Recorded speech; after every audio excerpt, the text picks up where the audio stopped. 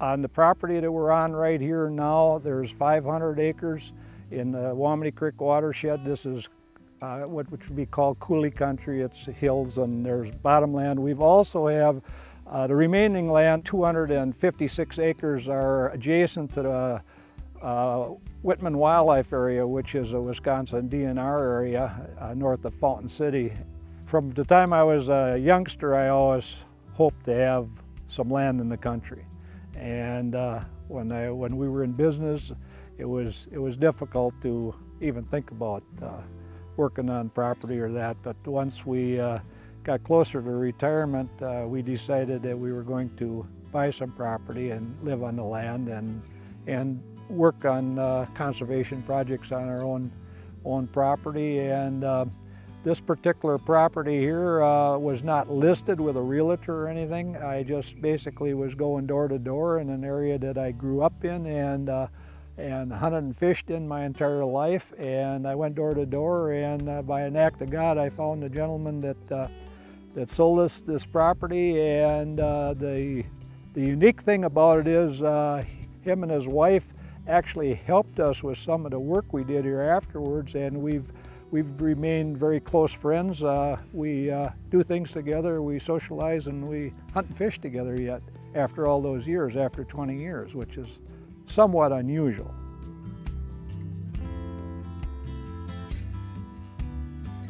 Well, what's really heartening to me is to see the people enjoying this land, because I have friends who come over hiking.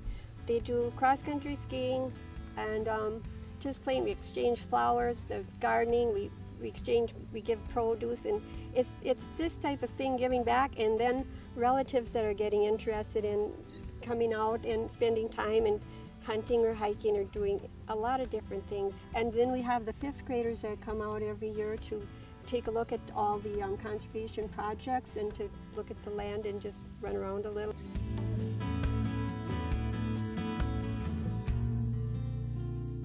Well, conservation to Carol and I is giving back and providing for future generations, and leaving the land and everything in better shape probably than we even found it, and seeing to it that the wild creatures and that the various plants and animals survive in a natural setting. And conservation is more than just a word with us. It's a kind of a way of life.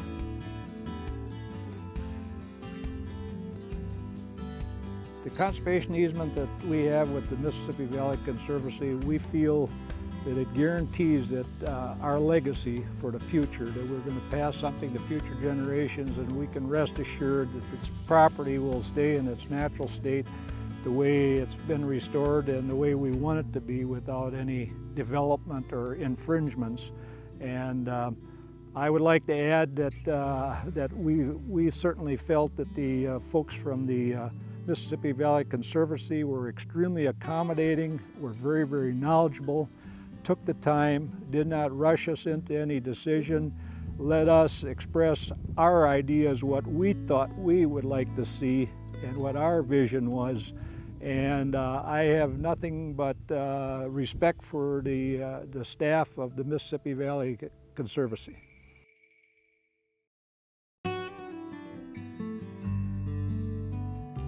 We have 115 acres and 90 acres of forest. This farm means a lifestyle. It means our way of living. It's just our life. You know, we get up in the morning and we do go other places. We do have other interests, but our goal usually every morning is something on this farm. Either some maintenance on it, or just going out with Maggie birding, or it's just a wonderful place to be. I think some of the special memories I have actually involve hunting with my redtail and with David and with the dogs. That's some of the most special memories I have, are just when everything comes together and you're having a intense hunt, you're trudging through snow in good physical shape. The dogs are having a great time. The redtail is locked on. The rabbit gets away. That's great. I think life isn't worth living unless we have beautiful wild places to be, and to spend time and to enjoy, to take our kids. We need to take our kids outside and have them imprint back onto the wild places that they came from originally.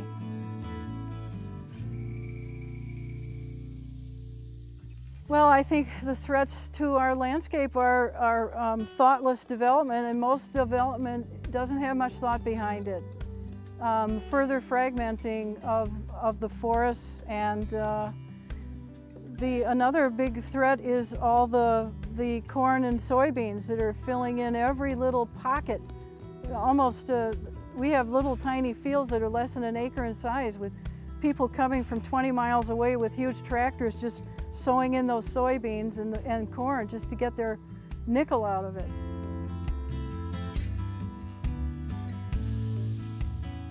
Over the years, we've used huge amounts of wood. We built our house in '85, and that came from red oaks. We built a timber frame house, and up on one of our ridges, we cut enough red oak for our. We left a lot of red oak, but we cut enough for the house, and had that sawn up into timbers in 1-inch boards.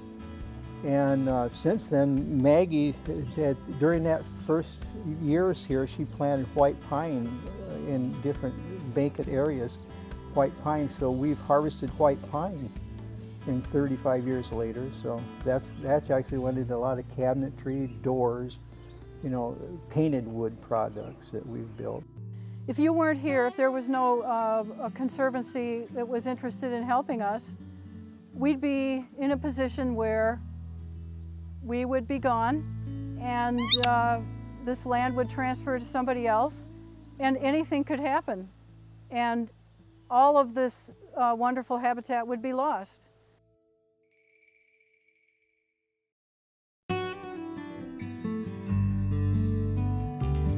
So the original farm was 120 acres.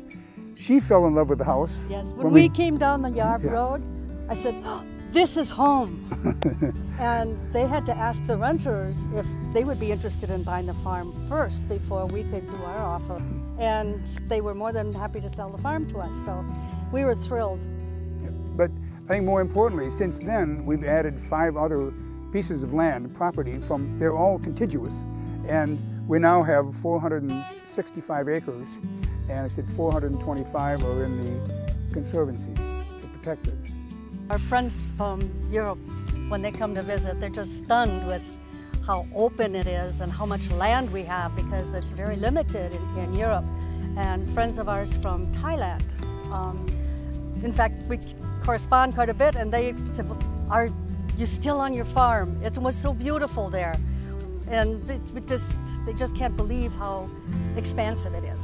I guess that's the best word to put, expansive. And that's the way we like it, too.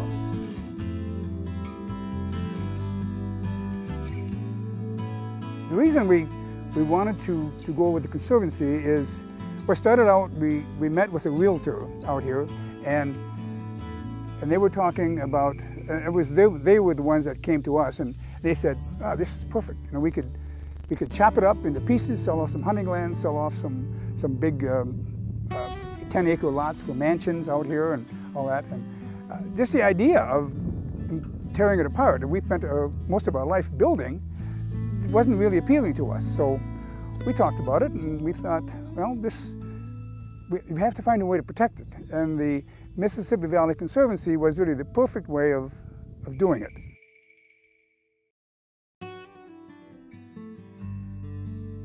We're on what's called the Cade Mound. This is a hill that sticks up a little over 200 feet from the valley of the Bad Axe River. This land is strictly recreational land in the sense of preserving the natural habitat, natural environment. It has a classic hill prairie. This is an oak savanna that we're in right now. One of these bur oaks is almost 200 years old. I did a core on the bur oak, and it's nearly 200 years old. And so this is a rare remnant of an oak savanna. The oak savanna is one of the rarest native communities in North America, and certainly one of the rarest in Wisconsin. Just a tiny fraction left. This is only a few acres of oak savanna, but DNR specialist Armin Bartz told me it's one of the finest oak savanna remnants he's ever seen. Over 250 species of plants have been recorded here.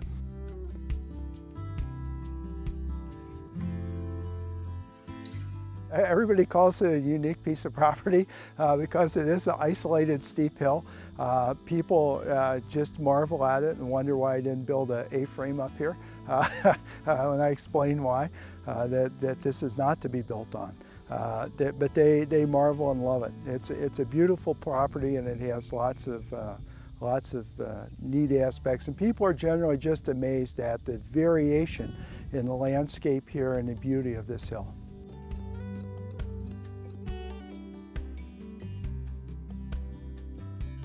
It's what we can do. Support a land trust is maybe one of the best things we can do if we love this country and this environment that we're in. It's a very special area. And maybe the best thing a person can do is to save a little piece of real estate. And to borrow a phrase from a novel by James Michener, we need to be caretakers and not just takers.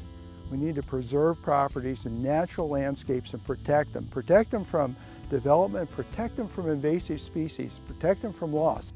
So I always think in preservation sense, if we can save things, we should. I dig archaeological sites. I've worked my whole life working on archaeological sites. I never try to dig a whole site, I only dig part of it. We have to have development, we have to continue to cultivate the land, but when we have little gems, when we have little natural areas or large natural areas that we can save, we should do it for the future. But we should think long term, we should think in the future. We should be caretakers.